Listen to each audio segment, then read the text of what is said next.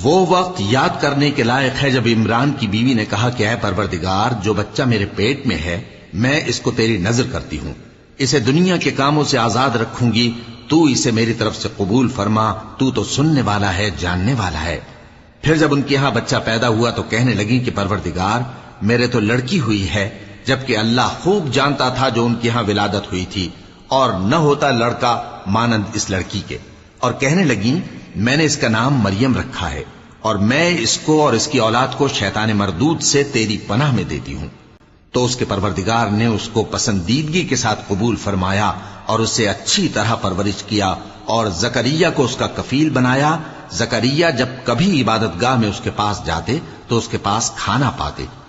ये कैफियत देखकर एक दिन मरियम से पूछने लगे कि मरियम, ये खाना तुम्हारे पास कहां से आता है? वो बोली कि अल्लाह के यहां से आता है।